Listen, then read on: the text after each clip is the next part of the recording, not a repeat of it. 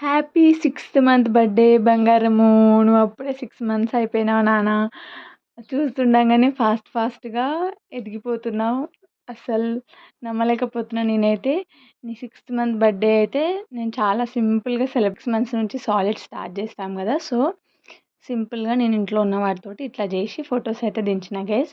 So, 6th month birthday half way to 1 year కాబట్టి so, ఇంకా special ఉండాలి అని చెప్పి నేను చికెన్ బిర్యానీ చేద్దాం అనుకున్నా. కానీ ఆ రోజు వీలు కుదరలే గైస్. ఎందుకంటే ఇంట్లో అందరూ చాలా బిజీగా ఉన్నారు. సో, ఇంకా సింపుల్‌గా ఎగ్స్ ఉండే కాబట్టి ఎగ్ బిర్యానీ చేసేద్దామని ఇంకా ఎగ్ బిర్యానీకి ప్రాసెస్ అయితే స్టార్ట్ చేసిన.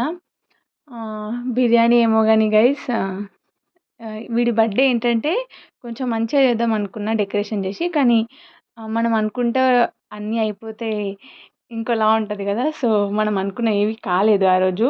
సో, ఇంకా ఏం చేయలేక సింపుల్‌గా బిర్యానీ చేసుకొని ఇంట్లో మేము నలుగురం వాడికి బర్త్‌డే కేక్ కట్ చేపించాం. ఆ రోజు పిన్ని వాళ్ళు గూడంగా రాలేని పరిస్థితిలో ఉన్నారు.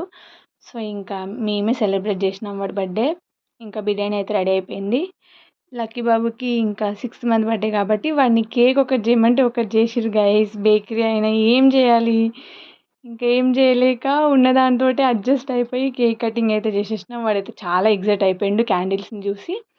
సో, మా లక్కీ బాబు బర్త్‌డే అయితే ఇట్లా సెలబ్రేట్ చేసినాం. నేను for the first time candles పెట్టాను. ఎప్పుడు స్పార్కిలే పెడుతుండే. సో, ఈసారి కొంచెం డిఫరెంట్‌గా ఉండాలి అని చెప్పి నేను క్యాండిల్స్ పెట్టిన. వానికైతే చాలా నచ్చింది. చూస్తూనే ఉన్నాడు. ఇట్లా మా లక్కీ బాబుది 6th మంత్ బర్త్‌డే అయితే సెలబ్రేట్ చేసినాం. మీరందరూ కూడా వాడిని విష్ చేయండి, బ్లెస్ చేయండి. వాడెప్పుడు హ్యాపీగా ఉండాలని కోరుకుంటున్నా. That's all for mini vlog. Bye.